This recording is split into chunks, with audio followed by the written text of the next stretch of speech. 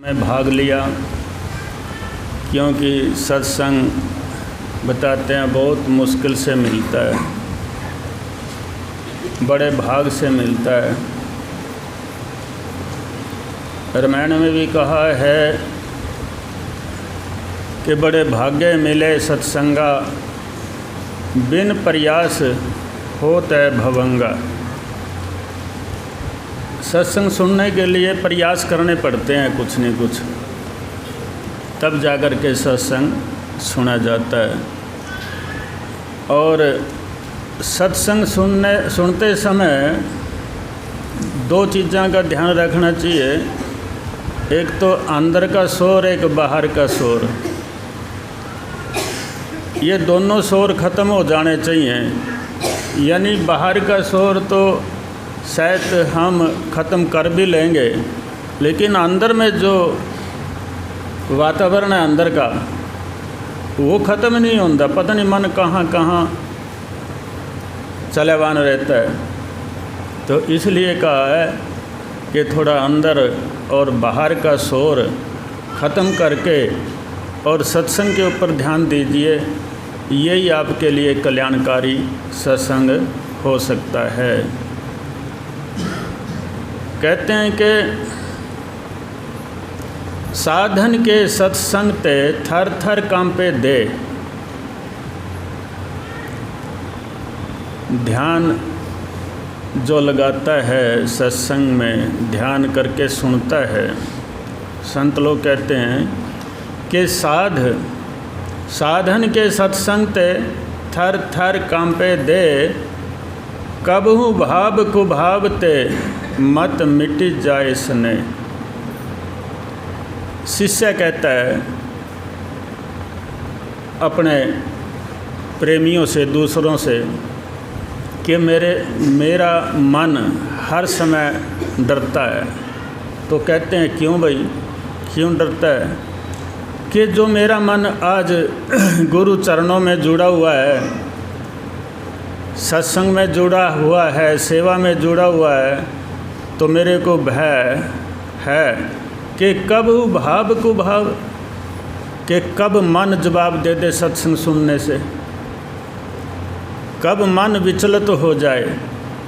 तो जब ये मेरे मन में बात आती है तो मेरा शरीर कांपना शुरू हो जाता है, मेरे अंदर कंपन पैदा हो जाती है। मैं गुरु महाराज जी से प्रार्थना करता हूँ, हे गुरुदेव, आज इस कली काल के अंदर भाव को भाव भी होता रहता है। कभी किसी चीज़ में मन लग जाता है, कभी किसी चीज़ में, कभी किसी में। लेकिन आप मेरे ऊपर कृपा करके रखना कि कभी मैं सत्संग न छोड़ दूँ।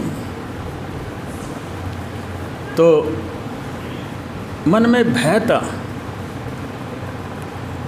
उसका लक्ष्य था भगत का कि जहाँ गुरु पहुँचाना चाहते हैं वहाँ मैं पहुँचूँ, कभी बीच में गिर ना जाऊँ। और ऐसा प्रेमी दूर पहुँचता है, दूर पहुँचता है। तो गुरुमुख हो, 1 महीने से साधना चल रही है। यहाँ 7, 8, 10 भगत आते थे, भजन करते थे।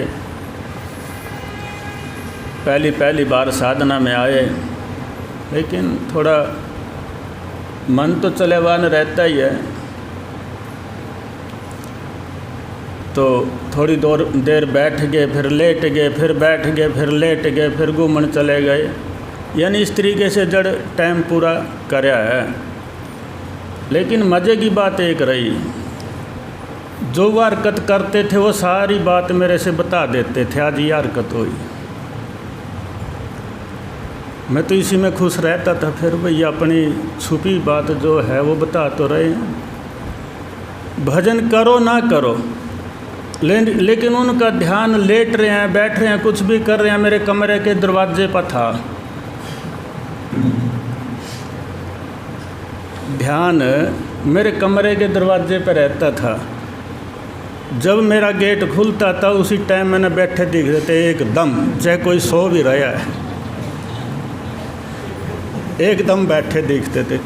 और कई बार तो मैंने ये सोचा भी ये तो 1 घंटा हो गया ना तो बैठा ना, मेरे को यही नहीं पता चला भी ये अभी उठे थे, बस देख दे सार पाटा का मड़ा सा खड़का सुना नहीं और ये सतर होए पूरे बैठ जाते।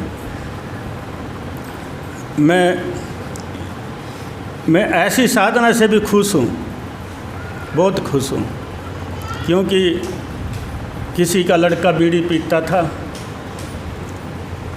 2-4 लड़कियों में बैठा बीड़ी पी रहा था, ऊपर से आ गया बाप, तो बेटे ने मुंह फेर लिया, बीड़ी हाथ में ते घेर दी। बाप तो चले गया, देख लिया बाप ने भी बीड़ी पी रहा था। दूसरे लड़के जा कर के सामने लाए, कहें अंकल जी कहाँ, आपका लड़का बीड़ी पीता कौन का है? अगर जब आप हमारे पास को गुजरे थे ना उस टाइम पी रहा था। पागलो, कद पी रहा था? जब उसने मेरे बीड़ी पीते पीते ने मुँह फेर लिया मेरे था। उसके मन में भय तो है अभी, भाई बाप आ रहा, वो बीड़ी नहीं पींदा जब तक उसके अंदर भय है। जब भय निकल जाएगा, सरेआम आकर के मेरे सामने बीड़ी पीवेगा, जब समझूंगा मैं ये लड़का बीड़ी पीता है। इसी तरीके से साधना में हमारे जो प्रेमियों ने किया तो उनके मन में भय तो था गुरु का, लेकिन वो साधना मंजूर है, ऐसी भी ऐसी साधना मंजूर है, क्योंकि पहली बार थे। धीरे धीरे सीख जाएंगे, धीरे धीरे चलना सीखेंगे। तो गुरुमुखो, इसी तरीके से सभी सारी संगत अगर ये समझे हमने भजन करना है, साधना करनी है, परमात्मा से मिलना है, तो सबके भाग खुल जाएंगे। अगर हम ऐसा करने में असमर्थ हैं, भजन करने में, सत्संग सुनने में, सेवा करने में, आज्ञा का पालन करने में अगर असमर्थ हैं, तो अब कहीं तक नहीं पहुंचेंगे। जहां है वहीं जीरो के जीरो रह जाएंगे। साधना में, सत्संग में बहुत कुछ मिलता है, बहुत कुछ सीखने को मिलता है, लेकिन हमने सीखना चाहिए, तभी तो कल्याण होगा। अगर सत्संग ही नहीं सुनेंगे तो कैसे, क्या सीखेंगे हम? और कहते हैं मुथरा भावे द्वारिका भावे जा जगन्नाथ, साध संगति हरि भजन बिनु कुछ न आवे हाथ। यानी चाहे मुथरा बगजा या हरिद्वार या जगन्नाथ, जो साध संगति से मिलेगा और वो कहीं नहीं मिलेगा। चाहे दिन रात गंगा में खड़े रहो घाट के ऊपर, लेकिन साध संगति से ही कुछ मिलेगा। जो ब्रह्म ज्ञानी संत आपको मिल जाए और जैसी आज्ञा हो उसके अनुसार चले, तो आपका पक्का कल्याण हो सकता है। अगर अपनी मनमर्जी चलाएं तो फिर भी बात नहीं बनेगी, फिर भी बात नहीं बनती। अपनी मनमर्जी तो चलानी ही नहीं चाहिए। और सच्चाई में एक दम होता है। हमारे भक्तों ने, जो यहाँ प्रेमियों ने साधना करी, मैं समझता हूँ कि उनके अंदर एक सच्चाई थी। सच्चाई से वो उन्होंने साधना की बिना किसी स्वार्थ के। कहते हैं सच्चाई में कितना दम है। एक संत उमर नाम का संत था, कहीं अपने आश्रम से कहीं जा रहा था, रास्ते में एक बकरी वाला मिला, बकरी चगा रहा था। संत ने कहा उस बकरी वाले से, भाई ये बकरी आपकी है? बोला नहीं जी, मैं तो गुलाम हूँ। पहले गुलामी करते थे, एक बारी जिसका लग गए से लग गए, गुलामों को खरीदते थे। जैसे पशु ने खरीदना, इसी तरीके से इंसान ने खरीदना थे बड़े बड़े आदमी, और सारी ज़िंदगी उसकी गुलामी करनी थी। बोले अच्छा अब तो गुलाम है, कहाँ बकरी चगाते हो? कहाँ? भाई ऐसा कर, एक बकरी दे दे मेरे को और पैसे ले ले। बोला जी नहीं, मैं तो बेच नहीं सकता बकरी। बोले क्यों? कि मालिक दूसरा मैं नहीं। बोला ऐसा कर, तू बकरी दे दे मेरे को और पैसे ले ले। मालिक से कह दिए कोई भेड़िया ठा करके ले गया बकरी को, बात ख़त्म। बोले नहीं जी, ये मेरे से नहीं होगा। अगर आपने बकरी खरीदनी है तो मेरे मालिक से जा कर के खरीद। तो संत मालिक से मिला, मालिक से जाके बोलता है भाई बकरी बेचता है तू? बोला जी बेच दूंगा। कितनी कीमत है बकरी की? बकरी की कीमत बता दीजिए, इतनी है। ये गुलाम आपने कितने में खरीदा? 1000 में, 2000 में, जो बताया। बोले जी इतने में खरीदा। बोला ले इस गुलाम को आज़ाद कर दे, जितनी कीमत मांगे तो ले ले।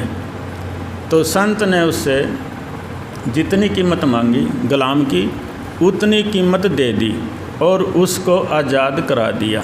और गुलाम से कहा ले भाई अब तू गुलामी से मुक्त हो गया, अब तू क्या करना चाहेगा? तो बोला जी जो आप कहेंगे सो ही करूँगा। बोले इस गुलामी से मुक्त हो गया ना, तो अब परमात्मा की शरण में चला जा, तू जन्म मरण से भी मुक्त हो जाएगा। बोले जी कहाँ जाऊँ? बोले किसी संत के पास जा कर के ज्ञान की प्राप्ति कर ले। बोले जी आपसे ऊपर कौन मिलेगा, मैं तो आप ही के शरण में रहूँगा। तो उमर ने उससे ज्ञान दिया और परमात्मा की भक्ति में लगा दिया।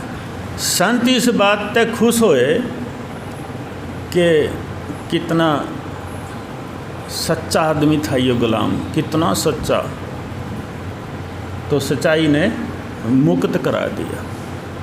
इसी तरीके से हम अगर पक्के सत्संगी बन जाएं, पक्के प्रेमी बन जाएं गुरु के, अगर हम झूठ बोलना छोड़ दें गुरु के सामने, तो तब भी आप भक्त बन सकते हो, भजन कर सकते हो।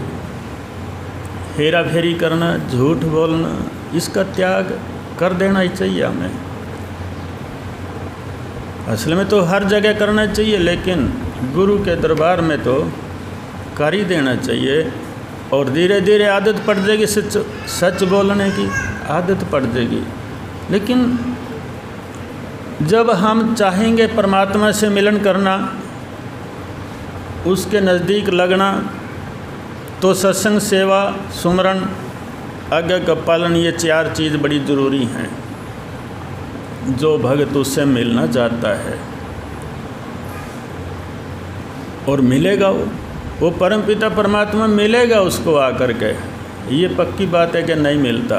हमारे बहुत से संतों ने मिला, बहुत से भक्तों ने मिला, परमात्मा का दर्शन होया और साथ दिया भक्तों का। तो आपका क्यों नहीं देगा? जब हमारा विश्वास है उसके ऊपर, तो हमें भी उसका दर्शन अवश्य हो सकता है। तो कहते हैं कि ते दिन गए एकार थी, संगति भई न संत, प्रेम बिना पशु जीवना, भक्ति बिना भगवंत। कहते हैं कि वो दिन गए निकारा, बेकार, जो संगति भई न संत की। जिस दिन संत की संगति ना हुई वो दिन बेकार गया, ऐसा संत बताते हैं। और कहते हैं प्रेम बिना प्रभु जीवना, भक्ति बिना भगवंत। के क्रोध में जीना, अहंकार में जीना, इनकी उम्र घटती है। हर समय क्रोध करना, अहंकार करना, किसी वस्तु का अहंकार आ जाना, तो उम्र भी घटती है।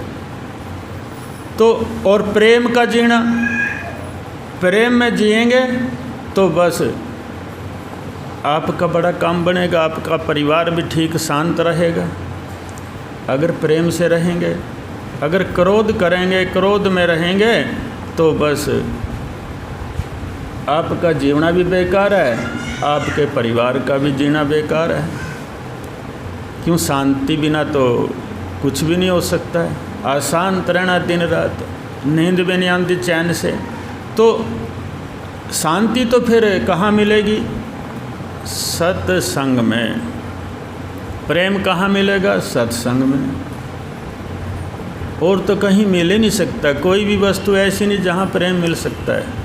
क्यों? सत्संग निस्वार्थ है। जहाँ स्वार्थी प्रेम है वो टूटता है। कितने दिन चलेगा स्वार्थी प्रेम? बेटा बाप अपने बेटे से कितना प्रेम करता है जब बच्चा होता है।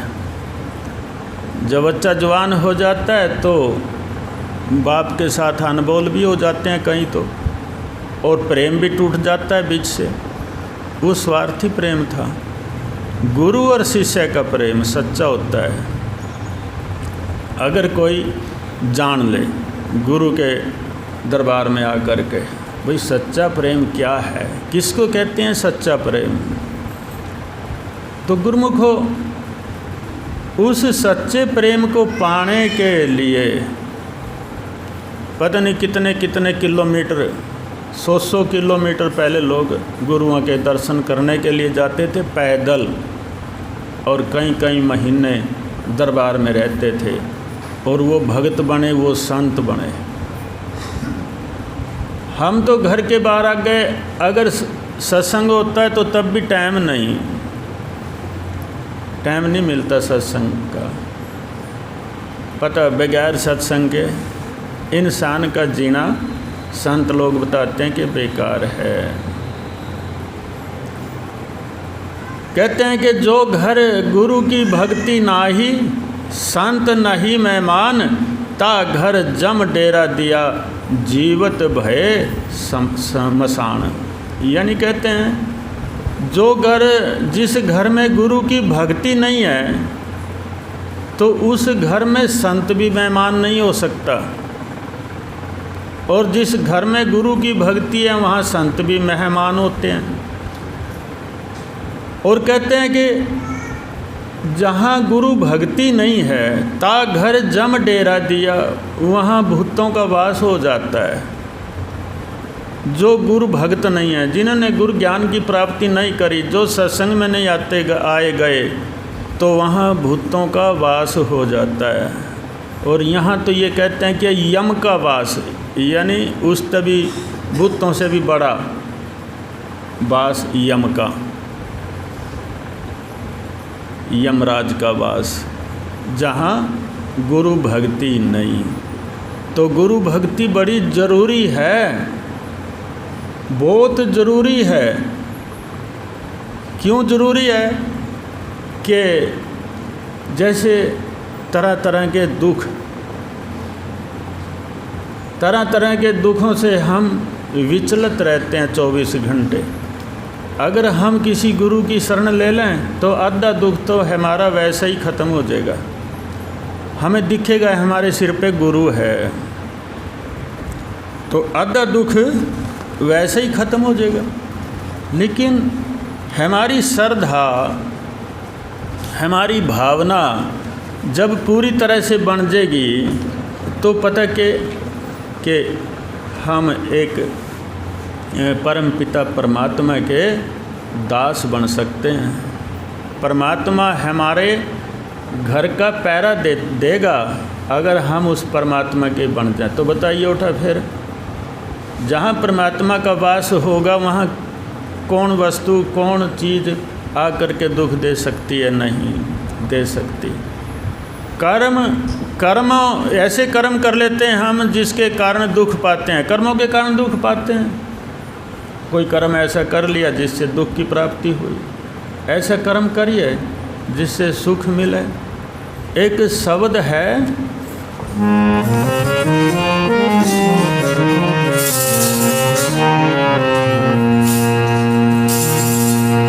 लगा जोर शब्द की ओर,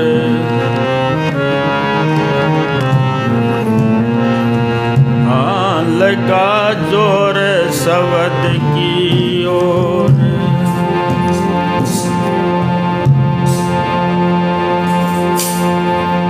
मन का भरम मिटा के लगा जोर शब्द की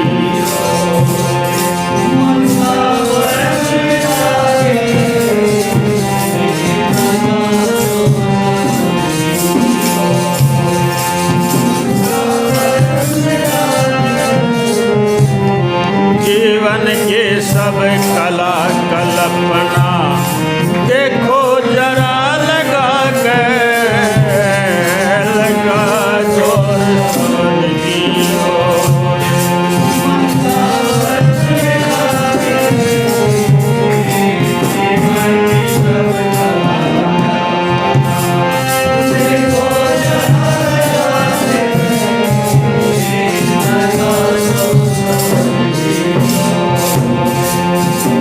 एक ओंकार सत करतार, सबका पालन हार ओ।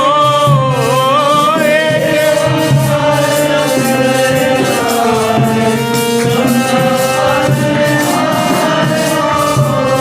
जीव दुखी फिरे भटकते, बिना ज्ञान सार हो।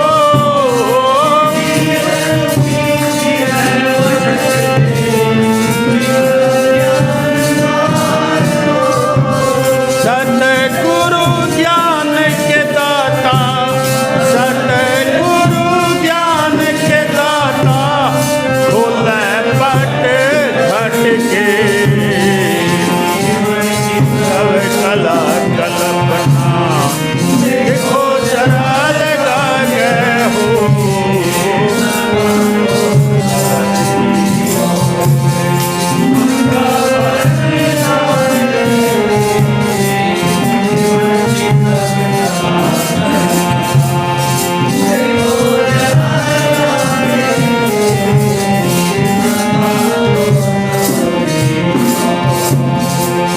जिसने सीखी प्रीत की रीत, सत्संग में आके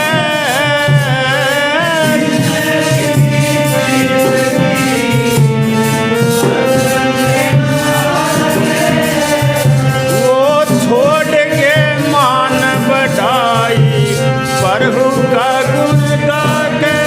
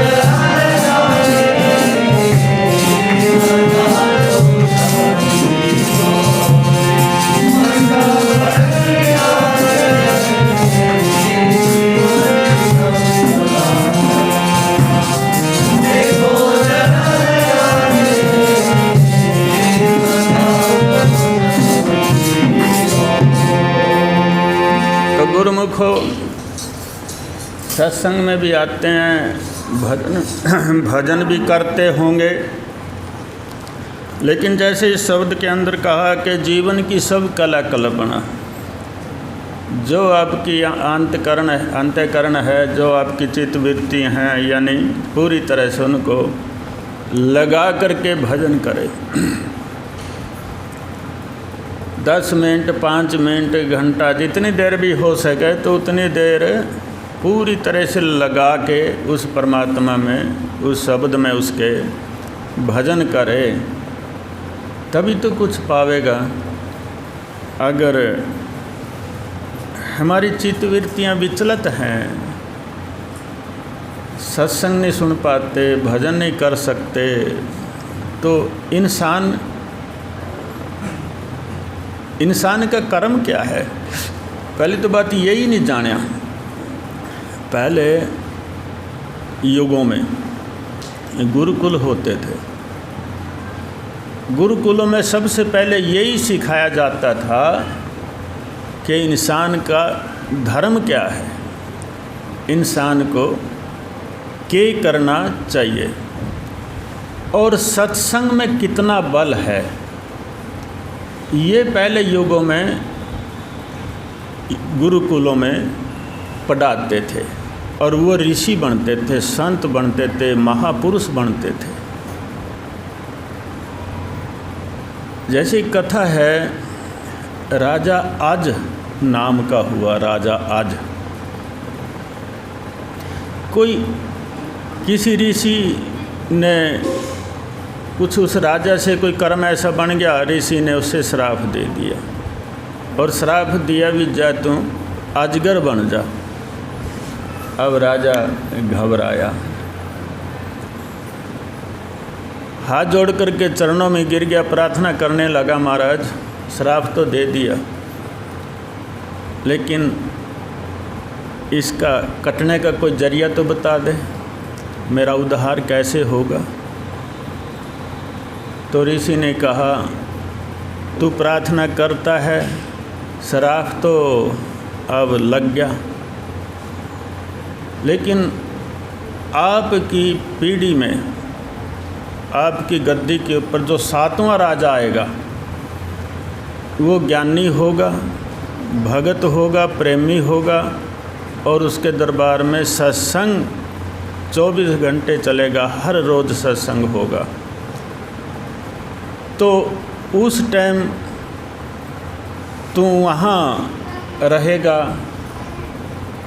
पहाड़ियों में, और जब वो सत्संग होगा तो आप उस सत्संग में जाना तो आपका उद्धार हो जाएगा।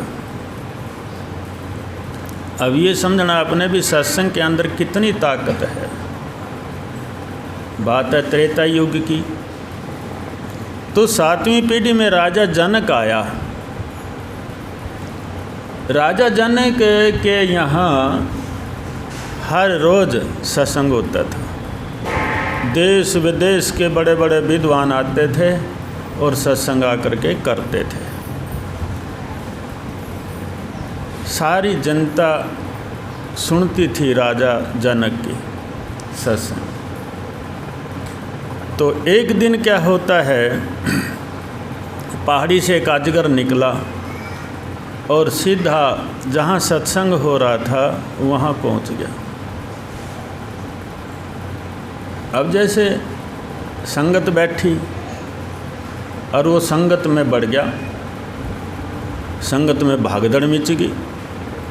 सत्संग करने वाला जो ऋषि था, संत था, विद्वान जो भी था, वो कहने लगा, भाई देखो आराम से बैठो, ये आपसे कुछ नहीं कहेगा, आप आराम से बैठो, और जहाँ इसने जाना इसको जाने दीजिए, रोकिए मत। गद्दी के सामने आकर के कुंडली मार के वो अजगर बैठ गया, मुंड ऊपर करके, फना ऊपर करके। सत्संग बंद नहीं किया, सत्संग चलता रहा और वो सर्प सत्संग सुनता रहा। घंटे आध घंटा उसने सत्संग सुना ऋषि के वचन के अनुसार उसकी काया पलट होगी, यानी उसमें से एक इंसान प्रकट हुआ। इंसान कैसा प्रकट हुआ? जैसे विष्णु भगवान के पार्षद होते हैं, ऐसा दिव्य रूप धारण करके प्रकट हुआ। सर्प की योनि छूट गई। राजा जनक से प्रणाम किया। राजा जनक ने पूछा, हे देवता आप कौन हो? तो बताया कि मैं आज से 7वीं पीढ़ी पहले, आज से पहले 7वीं पीढ़ी का राजा था आज, और मेरे को श्राप लग गया था, ऐसे ऐसे करके बात है। आपने मेरा उद्धार कर दिया। आप हमारी इस पीढ़ी के 7वें राजा हैं जो धार्मिक विचार के आए, और हमारे जितने भी पितर हैं, देवता, सब का उद्धार हो गया आपके इस गद्दी पाने से, सत्संग करने से, भजन करने से।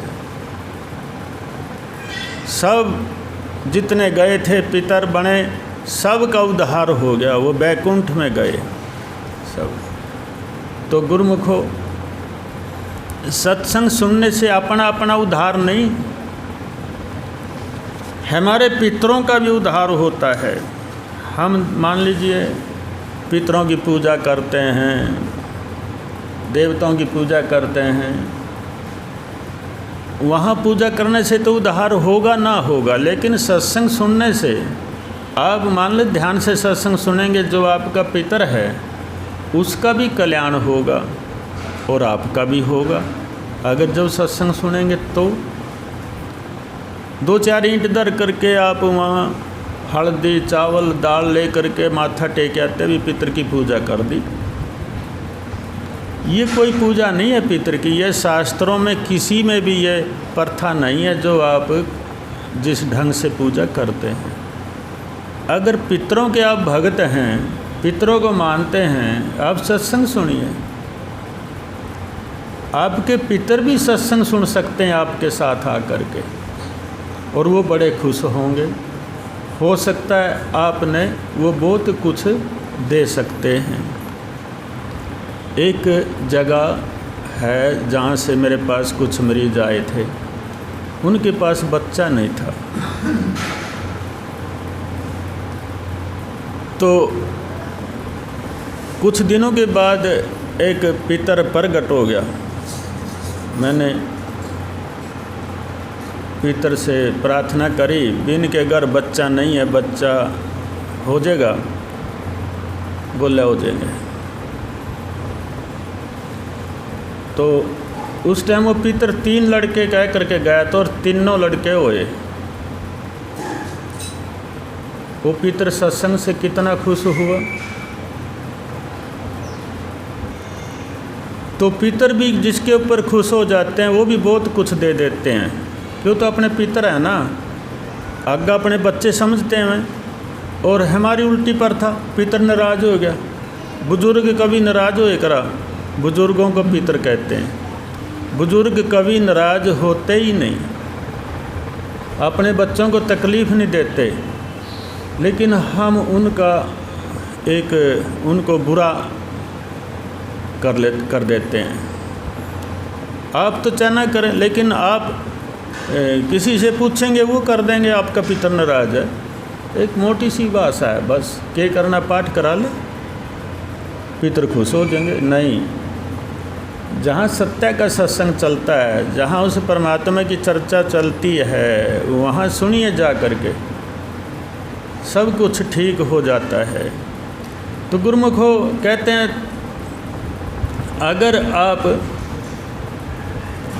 सत्संग भी ना सुनेंगे, भजन भी ना करेंगे, और कोई गुरु धारण ना करेंगे, शब्द की प्राप्ति ना करेंगे, तो आपने सुख कहाँ से मिलेगा? सोचिए, विचारिए।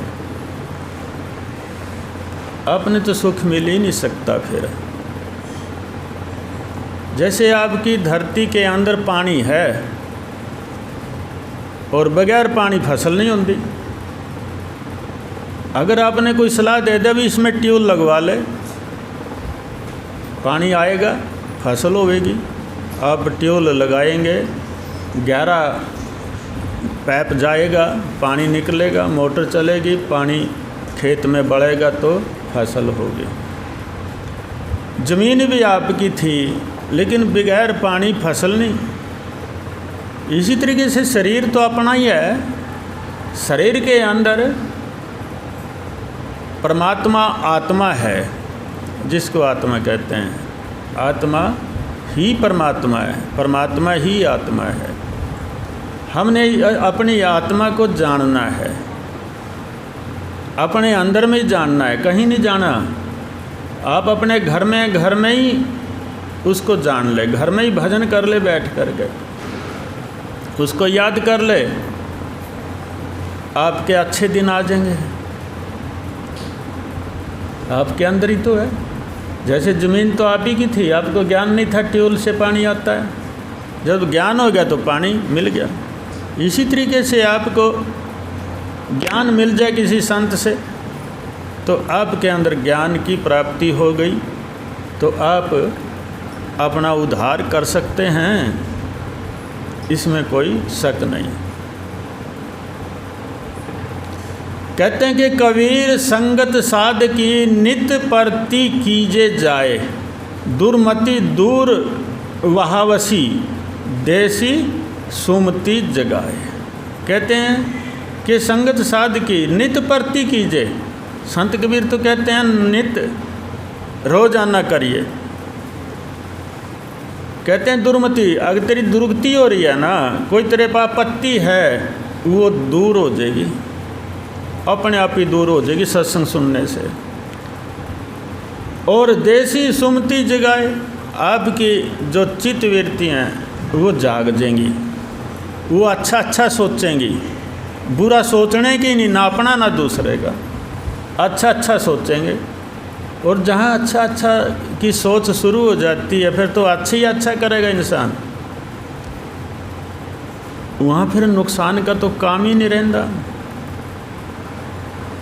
तो गुरुमुखो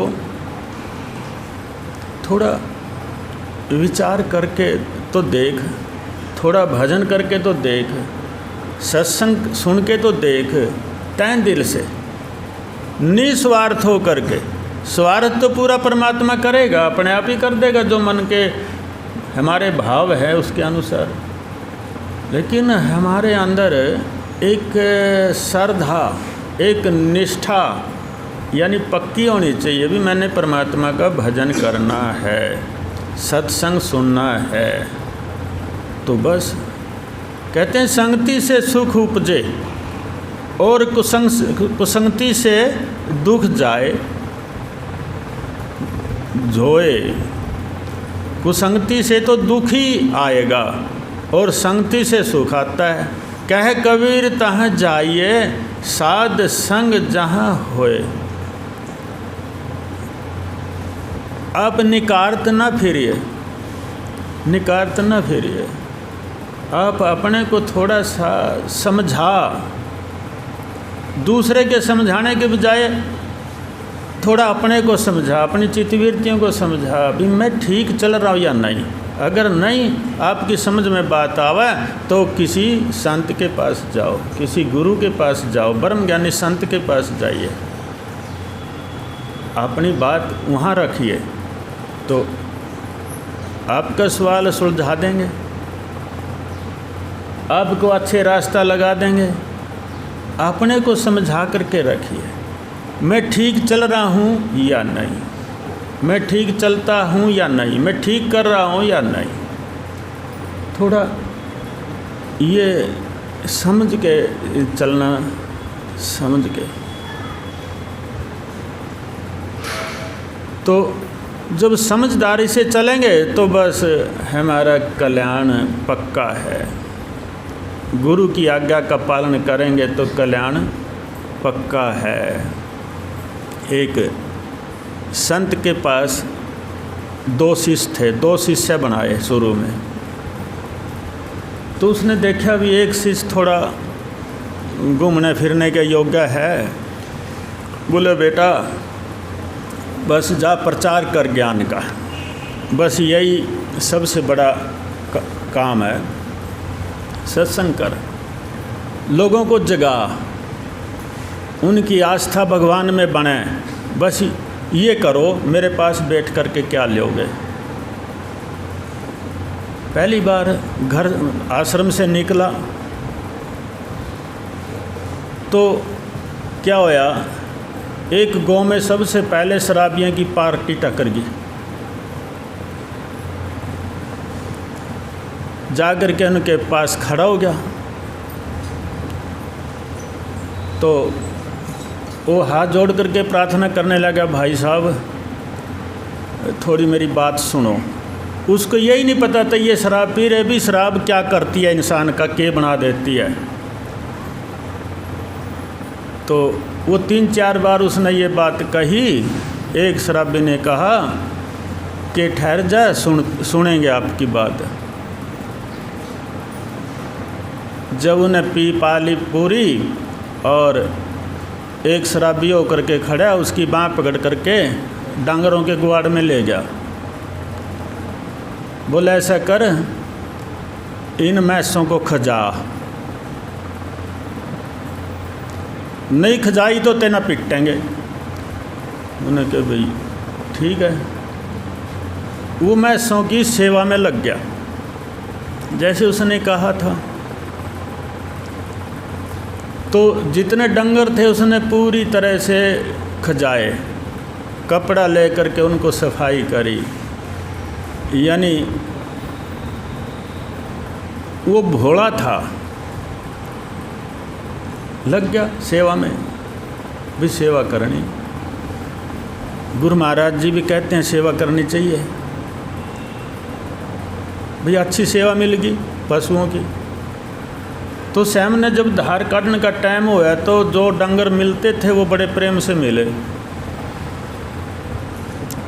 2-2 धार उन्होंने फालतू दी। तो सवेर तक तो शराब भी उतर गई।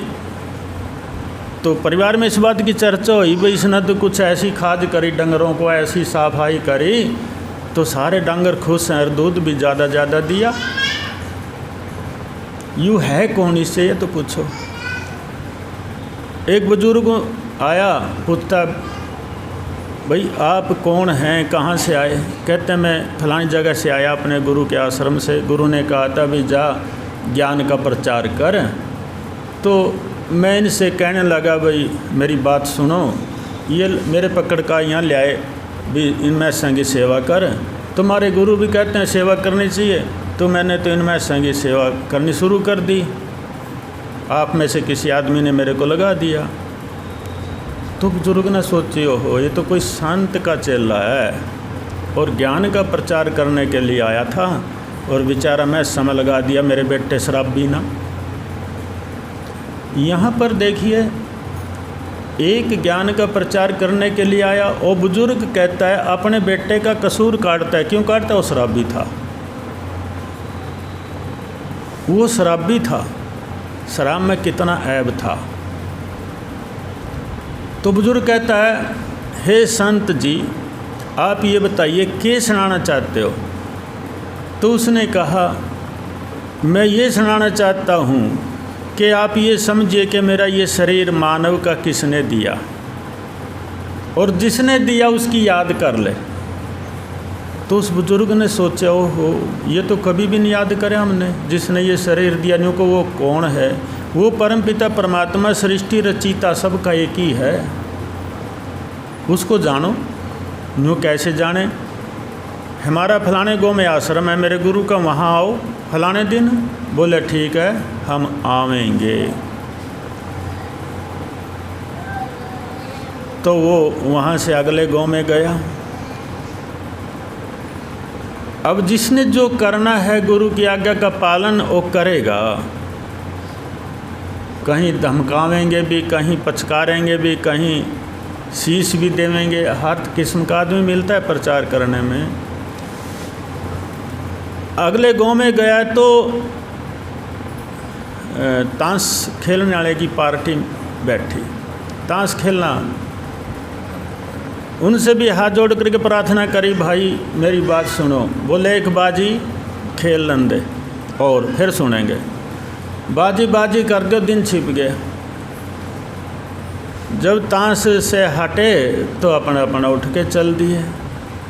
तो वो भी एक के पीछे लगा, भाई आप कहो तो ताश खेल करके बात सुनेंगे। बोले आजा घर पे सुनेंगे। घर पे ले गया।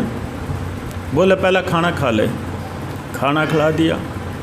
ईब सुना बात। कहता है कि सत्संग सबसे उत्तम शक्ति होती है। सत्संग के अंदर बहुत कुछ होता है। आप सत्संग सुना करो। कहाँ सुने? मेरे गुरु का आश्रम है फलाने गांव में, वहाँ आइयो इतवार को, वहाँ आकर के सत्संग। उससे क्या मिलेगा? माया मिलेगी। बोले माया भी मिलेगी, और क्या मिलेगी, और क्या मिलेगा? सब कुछ मिलेगा। आप एक बार हमारे गुरु के दर्शन तो करके देखिए, सत्संग तो सुनकर देखिए। तो गुरुमुखो, उस संत ने किसी से कोई स्वार्थ नहीं था, सिर्फ गुरु की आज्ञा का पालन कर रहा था। और ताश वाले के दौरा भी सारा दिन खड़ा रहा। शराबी की मैं धोई पूंजी साफ करी। क्यों? कि गुरु की आज्ञा का पालन कर रहा था। तो एक ताश वाला भी तैयार हो गया गुरु दरबार में जाने के लिए। 2 व्यक्ति गए, सत्संग सुना, बड़े खुश हुए। आकर के गाँव में बताया भी ऐसे ऐसे करके बात है। तो 5-10 उस गाँव में से 5-10 उस गाँव में से जुड़े और परमात्मा की भक्ति में लगे। तो गुरुमुखो, आप भी सोचेंगे तो यही कहेंगे बहुत अच्छा हुआ। शराबी की शराब छूटी, ताश खेलने वाले का ताश खेलना बंद हो गया। यानी धीरे धीरे सब कुछ होता है। अगर आपके अंदर कोई ऐसी कोई लत लगी हुई हो, सत्संग सुन के वो छूट जाती है। परमात्मा के ध्यान में लगने से छूट जाती है। और ये कुछ लता तो ऐसी हैं, शराबी की शराब भी छूट जाएगी। फीम सबसे बड़ा नशा है, फीम भी छूट जाती है, फीम भी छूट जाती है। लेकिन मेरे जो देखने में आ रहे बुजुर्ग हैं, जो 60-60, 70-70 साल के, जो शुरू से लत पड़ गई, मैं इसका दूध काटना, मैं इससे घास घेरना, खेत में काम करना। बेटे जवान हो गए, बहू आएगी, लेकिन वह लत नहीं छूट दी। मैं इसका घास भी घेरना, धार भी काटनी। बेटा जवान पास में खड़ा, नहीं मैं काट दूंगा भाई, तो तेरे पर नहीं लिकट दी धार। ऐसे बुजुर्ग हैं, वो लत नहीं छूटेगी।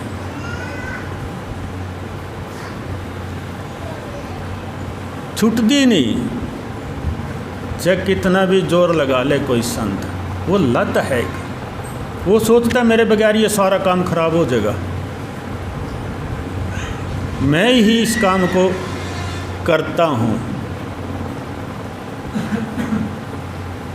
ये एक क्या है? ये एक दुई, इसको कहते हैं दुई। हमारे अंदर एक ऐसी भावना बन गई कि ये बच्चे मेरे कामयाब को नहीं। ये लत है, आदत पड़ गई। ये आदत छूटनी बड़ी मुश्किल है। मर जाएंगे, नरक में जाना मंजूर है,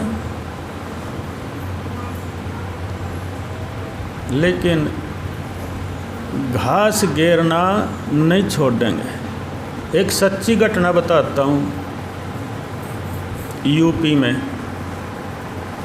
एक बुजुर्ग आया यहाँ सत्संग में।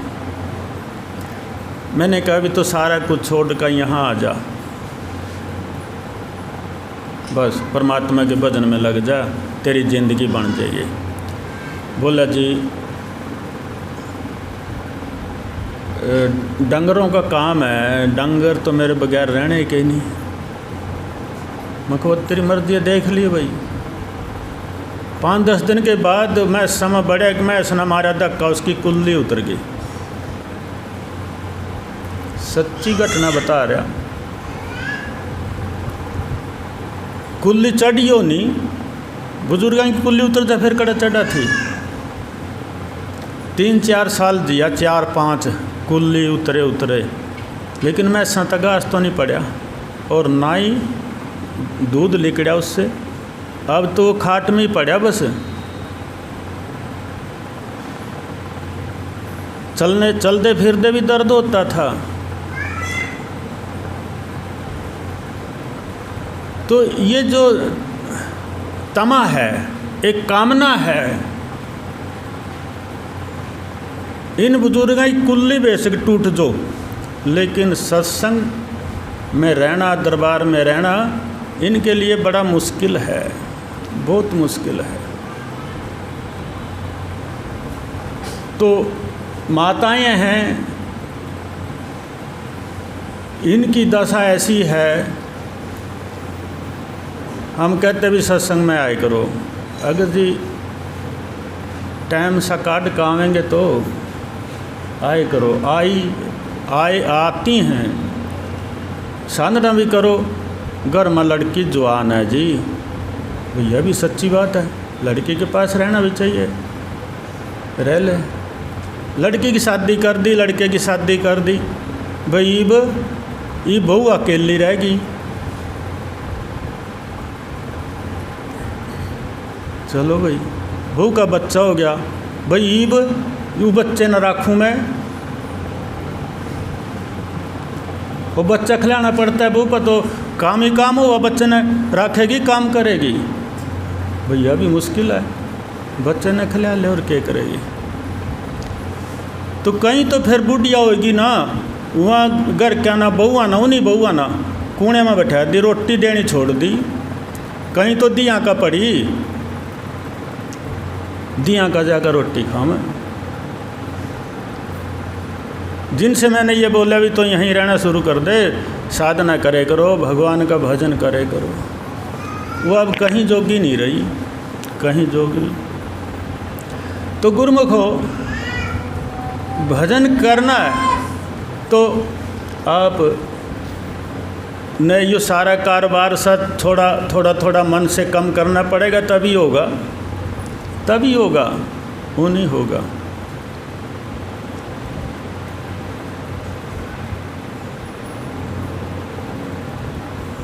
कहते हैं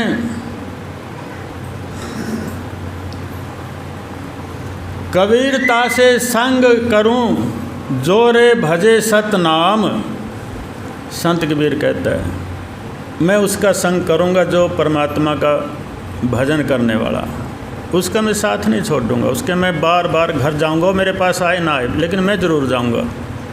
पहले हमारे संत ऐसे हुए, राजा राणा छत्रपति नाम बिना वे काम। राजा हो चाहे राणा हो, बिना नाम के कुछ भी नहीं। उसके नाम से इंसान ऊंचा पद पा लेता है, ऊंचे से ऊंचा पद पा लेता है, और उसके नाम के बगैर नीचे से नीचे चला जाता है। कहाँ तक जाए और नीचा चला जाता है। तो गुरुमुख हो, जिसकी किस्मत अच्छी है, जिसके माँ बाप अच्छे हैं, वो शायद ये कह दें भी बच्चों से भी जाओ सत्संग में, मैं ही काम कर लूँगा, जाओ तुम तो सुनो, काम तो मैं कर रहा हूँ। ये भी नहीं होती। एक राजा था, उसका 7 लड़के थे। 15-15, 20-20 साल के जब लड़के हुए, राजा ने सोचा भी मैं अपने लड़कों को परमात्मा के नाम में लगा दूं। उस टाइम भगवान बुद्ध का बड़ा रुक्का था, तो अपने बेटे सारे 7 के साथ इकट्ठे कर लिए और कहने लगा भी जाओ भगवान बुद्ध के पास, वहाँ ज्ञान की प्राप्ति करके फिर आना। तो राजा का हुक्म भी था और पिता भी था। बच्चों ने बात मान ली। सातों बच्चों को मुकुट पहनाए गए सोने के, गले में सोने की चैना, हाथों में कंगन सोने के, पूरा लिबास सजा करके लड़कों को भेजा और एक उनके साथ सेवक भेज दिया उनकी सेवा करने के लिए।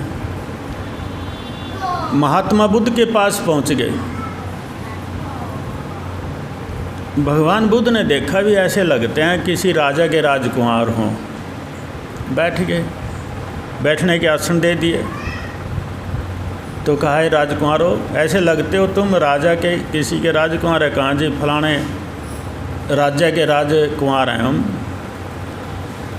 बहुत अच्छा, किस लिए आए?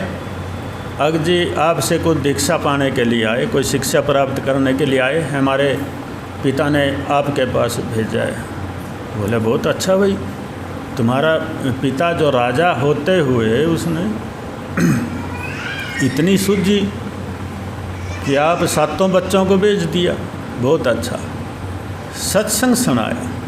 महात्मा बुद्ध ने कई दिन तक सत्संग सुनाया उनसे। सत्संग तो रोज़ होता था, साथ में सेवक भी सत्संग सुनता था। तो सत्संग सुन करके उनके मन में उन मुक्तों की गल्यानी आ गई। भाई ये सोना है क्या चीज़? तो कुछ भी नहीं। भगवान बुद्ध के अनुसार तो परमात्मा ही सब कुछ है। हम सज धज करके बैठे मुकुट लगा करके। तो 7वें 8वें दिन उन्होंने अपने मुकुट उतार दिए सत्संग सुन करके। उन्होंने अपने मुकुट उतार दिए, जितना भी सोने का लिबास पैर रखे तो सारा तार दिया। तार करके बोले भाई सेवक से, ये सारे का सारा जा राज्य में ले जा, राजा से हमारे पिता से जाकर सौंप दिए और कह दिए वो अभी नहीं आंदे। बोले ठीक है। अब क्या होता है, उसमें बात आती है सत्संग के अंदर, भाई अहंकार कभी नहीं करना चाहिए। और अहंकार कहाँ पैदा होता है कि जिसके पास धन दौलत होती है उसका अहंकार आ जाता है, वो भजन नहीं कर पाता। कहता है उनके मन में आया कि भी बात तो ठीक है। ऐसा मन हो गया भी हमें अब वापसी जाना ही नहीं। और कहने लगे भगवान हम आपके सेवक बनना चाहते हैं, हम घर का त्याग करते हैं और जो आज्ञा आपकी है वही करेंगे। भगवान बुद्ध का एक काम था, जो भी शिक्षा लेता था, दीक्षा देते थे भगवान बुद्ध, उसके हाथ में कटोरा दे देते थे। ले भाई ये कटोरा, भजन करना, जहाँ भूख लगे मांग के खा लेना और प्रचार करना भगवान का। सातों राजा के लड़कों के हाथ में कटोरा दे दिया और वो इस बात पर मांगने के लिए तैयार हो गए और वो संत बन गए। अब जो सेवक वो जेवरात लेकर के जा रहा था,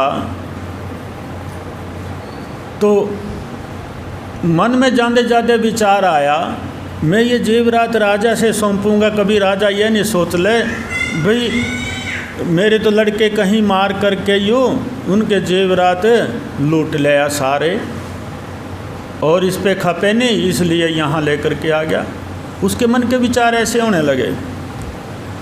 तो उसने कहा, सोचा मन में, मिट्टी खड्डा खोद करके यहीं दबा दूँ, एक वृक्ष के नीचे खड्डा खोद का, और वो सारा जेवरात जो भी था ओड़ा दबा दिया, ऊपर मिट्टी डाल दी। फिर विचार करने लगा, अभी ईव राजा पूछेगा मेरे लड़के कहाँ हैं। भाई इससे तो अच्छा यही है कि तू भी जा कर के भगवान बुद्ध का शिष्य बन जा। वापसी चक्कर काट करके वहीं पहुंच गया भगवान बुद्ध के पास। वो सातों लड़के बैठे थे। बोले क्या बात हुई भाई, गया नहीं? बोला ना, मैं भी बस दीक्षा लेकर के घर बार का त्याग करूँगा। बोले बहुत अच्छा भाई, कर दे। अब वो राजा के लड़के सोचते हैं भाई अहंकार कैसे होगा दूर, पूरी तरह से अहंकार दूर होगा जब कि पहला दीक्षा ये जो हमारा सेवक है भी इसको लेनी चाहिए और फिर इसके अंडर में हमने रहना चाहिए। तो उससे दीक्षा दुआ दी और भगवान बुद्ध से हाथ जोड़ करके प्रार्थना करते हैं भाई जहाँ ये हमें ले जाएगा वहीं हम जाएंगे, आगे ये रहेगा पीछे हम चलेंगे, जब आपका हुक्म होगा तब हम दरबार में आए करेंगे। बोले ठीक है। उन राजों के लड़कों ने उस सेवक को अपना स्वामी मान लिया, भाई इसकी आज्ञा में रहना हमने। क्यों? कि अहंकार का नाश हो जाएगा, अहंकार का नाश करने के लिए। तो गुरुमुखो,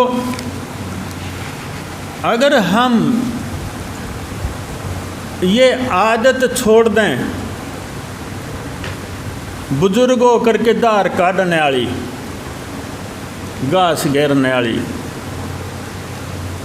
फिर भी काम चलेगा, रोटी मिलेगी। और जिसको रोटी ना मिले तो यहाँ आ जाना, यहाँ रोटी मिलेगी आपको। लेकिन भगवान के नाम में लगो, जो करना है वो करो। सारी जिंदगी अंधाधुंध आँख मीच करके लगे हुए हैं, ये मेरा, ये मेरा, ये मेरा, इस मेरा मेरी में फंस करके अपनी ज़िंदगी कुर्बान कर ली आप लोगों ने। कुर्बान, इस कुर्बानी से निकलो और उसकी तरफ चलो। अब तो थोड़ी ज़िंदगी रह गई होगी, जिसकी 60-70 साल उम्र होगी, तो आगे कितने की बची है उसमें लगा लीजिए। शब्द है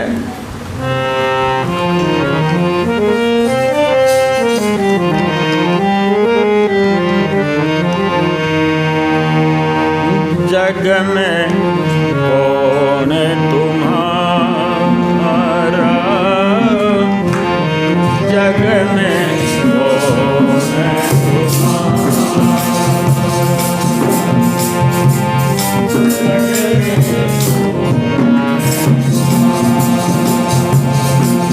सतगुरु बिना ज्ञान न उपजे, सतगुरु बिना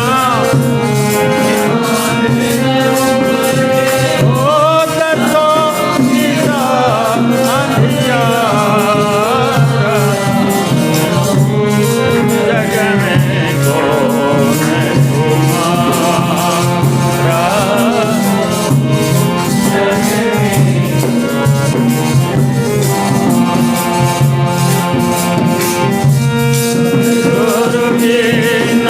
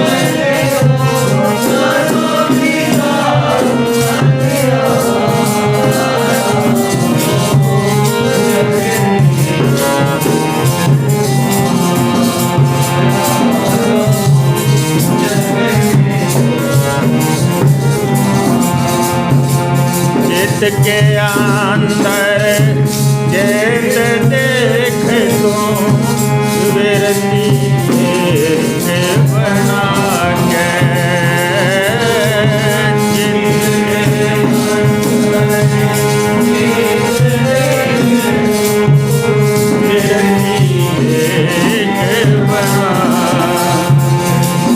सेवक बन के सुमरन कर ले हो सेवक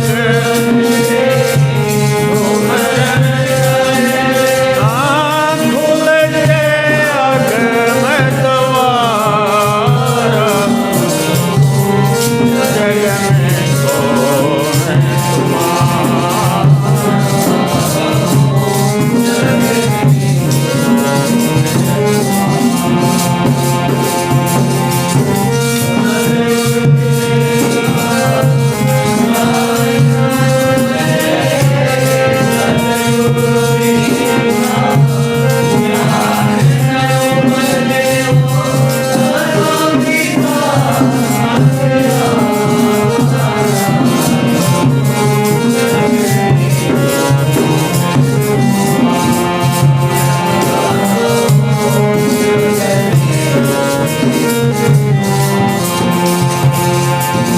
जब से जग में जन्म हुआ तेरा गया ना संत के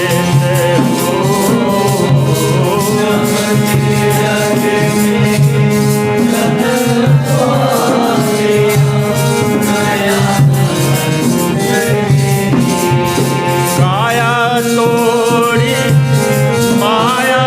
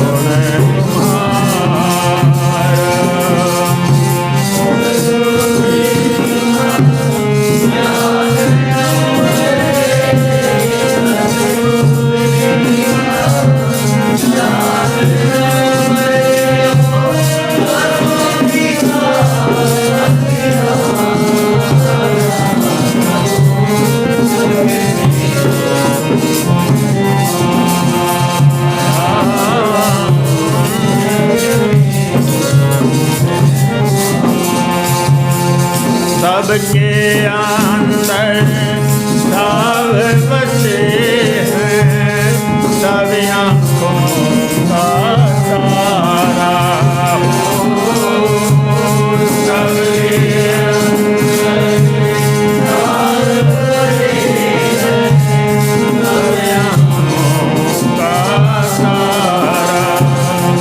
ये जग तो है सपने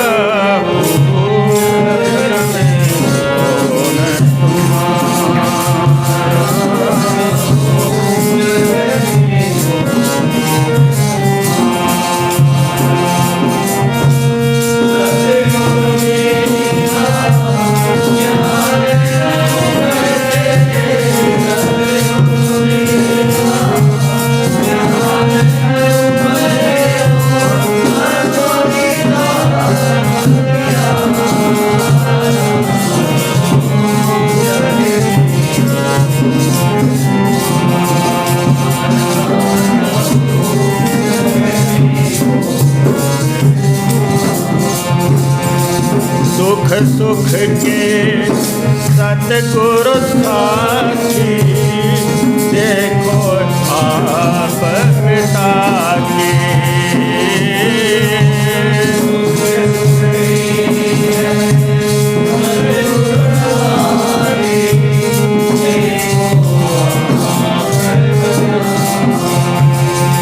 देश राज की कर लो बंदगी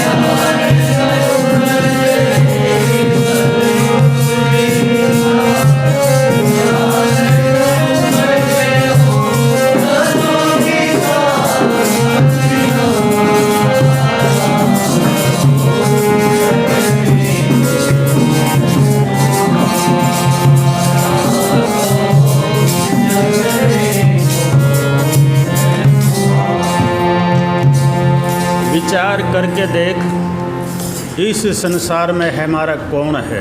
विचार करके तो देखो कौन हमारा है या नहीं। और जो अपना है फिर उसको अपनाओ। एक शायर ने कहा है कि मैं ऐसा अभागा अपनों ने गम दिया। मैं ऐसा अभागा अपनों ने गम दिया और मेरी नाव वहाँ डूबी जहाँ पानी कम था।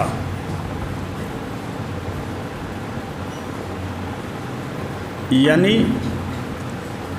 जो हमारे अंदर ये मैं का नारा है, ये मेरा है, ये मेरा है, ये मेरा है, वही हमें गम देते हैं जिनको हम पालते हैं। जिस परिवार में हम रहते हैं वही हमें दुख देते हैं, वही हमें सदमा पहुंचाते हैं। और उस मैं के कारण, मौता के कारण हम नरक में जाते हैं। यानी नाम वह डूबी जा कर के जहाँ पानियों कम था, कि हम घरिष्ठ की नाव चलांदे किनारे पा करके डूब गए। उस घरिष्ठ की नाव को हम पार नहीं लखा सके। क्यों नहीं लखा सके? इस घरिष्ठ के नाव के जो हम मलाह बन के बैठे, तो अब बल्ली लगनी ही बंद होगी, जान नहीं रही, डूब गई। कोशिश करिए घरिष्ठ को चलाने की, चलाइए, आखिरी देखिए क्या मिलेगा। फिर उन संतों महापुरुषों की तरफ ध्यान दीजिए जो परिवार छोड़ करके चले गए, और उनके ऊपर भी ध्यान दीजिए जो परिवार में रहते रहते संत महापुरुष कुआ हो गए।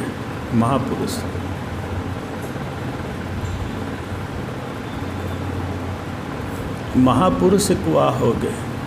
जैसे अगर किसी के जुम्मा कोई क्लेश लग जाए, मुकदमेबाजी छेड़ दें, तो वकील की ज़रूरत पड़ती है। वकील जिता भी देते हैं, हरा भी सकते हैं, दोनों काम हो जाते हैं। लेकिन एक घरिष्ठ की एक ऐसी कसौटी है ये, इसमें दुख ही दुख मिलेगा, सुख नहीं मिलता। आज थोड़े से सुखी हो, कल ना दुख। कभी शरीर का दुख है, कभी बच्चों का दुख है, कभी किसी का। इस तरीके से दुख ही दुख है। उस दुख को बनांदा कोई नहीं। बाप दुखी हो गया किसी कारण, बेटे से कह दे भाई मेरा दुख बंटा ले, नहीं, तैयार नहीं होगा। दो यार एक ऐसे थे जिनका आपस में लाना था, जो भी करते थे आधो आध बन रहे थे, आधो आध।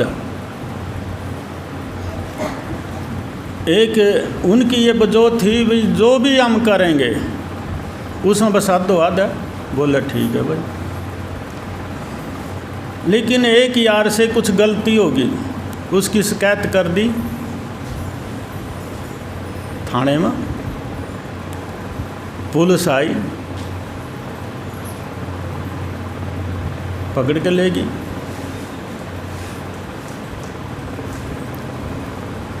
लेकिन मुकदमा चलता थाने से बाहर निकल गया, अदालत में पहुंच गया। जज ने हुक्म दे दिया कि भी इसको 25 कोरड़े लगने चाहिए। जो इसने ये खोट कराया, इसको 25 कोरड़े मारो, इसकी यही सज़ा है। वकील कर रखा था, वकील तो बोला भाई अगली तारीख पर कोर्ट लगेंगे, आप वकील हो, हमारे को बचाने की कोशिश कर। बोला करूँगा, तेरे यार ना बुला। यार बुला लिया। हाँ भाई सब सौदा था, रात दो याद है कहाँ जी, 25 करोड़ में भी याद है तेरी? कहा दिया तो नहीं बजाई थी? बोले बजाई किसी ने। बजाई क्यों नहीं? तो अदालत को हुक्म है, आधे करोड़ तना लेने पड़ेंगे, आधे इसका लागेंगे। और पहले वाला जिसका करोड़ 25 लाख तो खुश होया, ब्याज तो बंडी, और वो दुखी होया, वो तो बजो थी। वकील ने वो बात पकड़ ली। तो फिर वहाँ लगे कहने दोनों मिल का वकील थे भी इन तभी बचा। बोले आधे करोड़ कम करा दूँगा, यानी चोट थोड़ी लगेगी, ऐसा काम करा दूँगा। अच्छा कहाँ? अब जज पे तारीख में वकील ने कहा महाराज करोड़ 25 का हुक्म है मारने का, आपने दिया कहाँ? 25 में तो आधो आध, 24 में तो 12 हमें कहाँ, और एक में तो फिर आध करनी पड़ेगी कहाँ? इन दोनों के कोरडे लगेंगे, इनकी आपस में जो है जो भी काम करेंगे आधो आध बंटेगा। तो आप इस जो 25वां कोरडा है तो इसको भी आधो आध करो। बोले ये कैसे होगा? बोले तो उसके जो है ना कोरडे के 2 टुकड़े कर दे।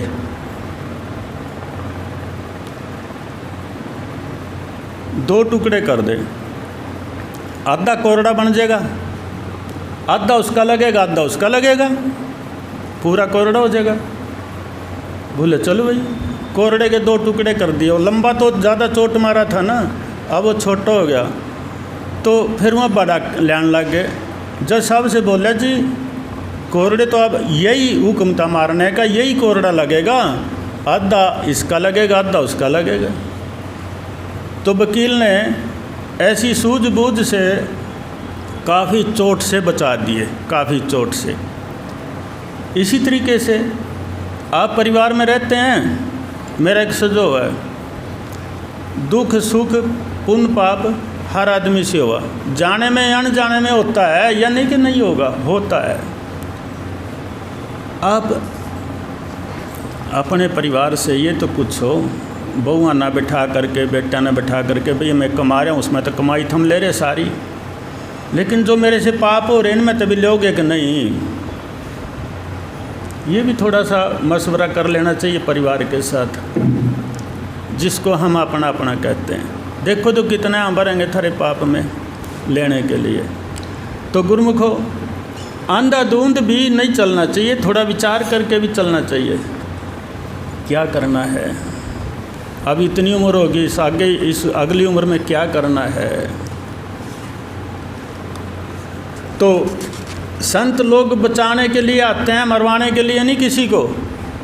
संतों ने बहुत दुनिया बचा दी, जिनके कर्म अच्छे हैं वो निकल गए नरक से। एक शब्द है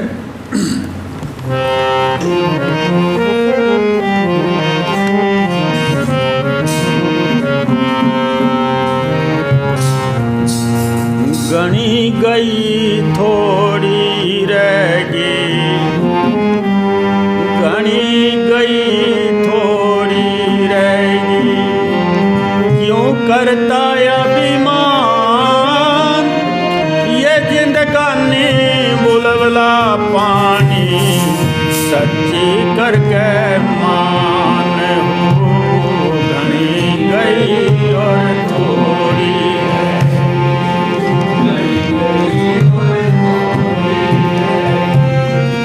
करता अभिमान, ये जिंदगानी बुलबुला पानी, सच्ची करके मान, ये जिंदगानी बुलबुला पानी, सच्ची करके मान।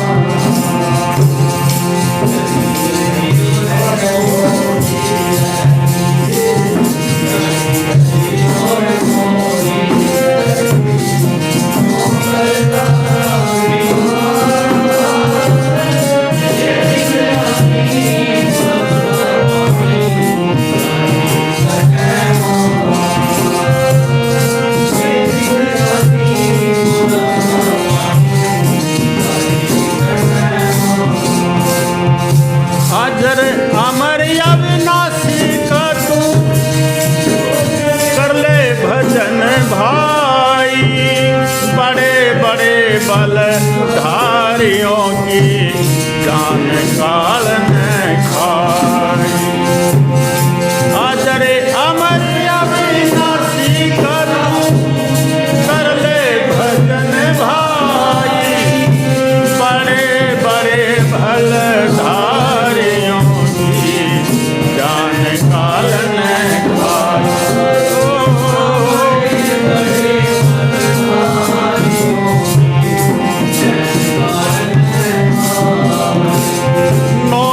मास गर्भ के अंदर मुसीबत बहुत उठाई, कर ले धर्म का कर्म बंदे छोड़ के पाप कमा।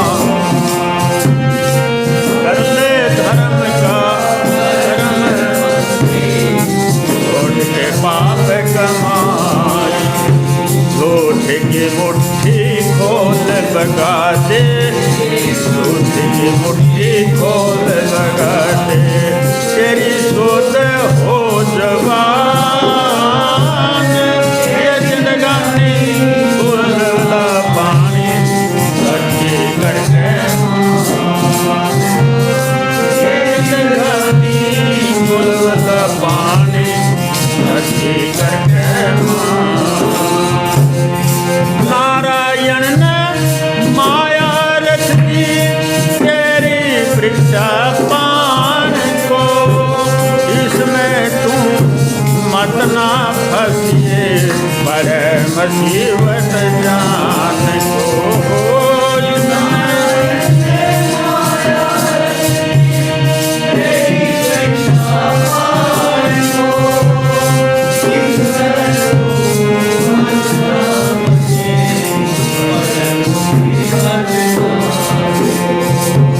साध सती सुरमा है जो माने गुरु ज्ञान को, इस माया से न्यारा है वो देख तेरे भगवान को। इस माया से न्यारा है वो देख तेरे भगवान को।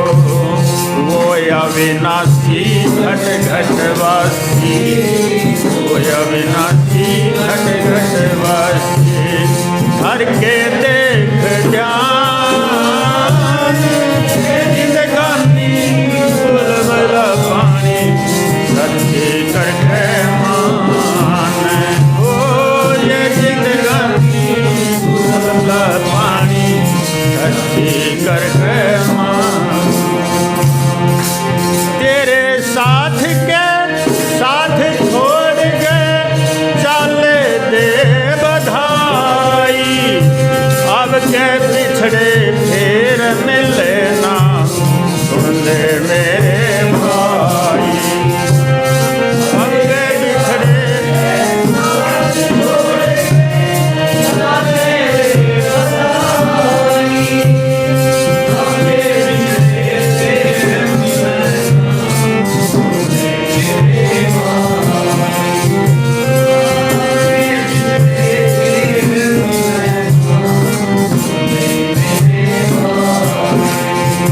संतों के उपदेश में हो जीवन सफल कमाई। देश राज वो तुई छोड़ गए हर से लोग गाई। वो तुई छोड़ गए हर से लोग गाई। अपने को सौंप के डालो गुरु चरणों में कल्याण। ये जिंदगानी बुलबुला पानी सच्ची करके मान। हो ये जिंदगानी सच्ची करके मान। गणी गई और थोड़ी रहेगी,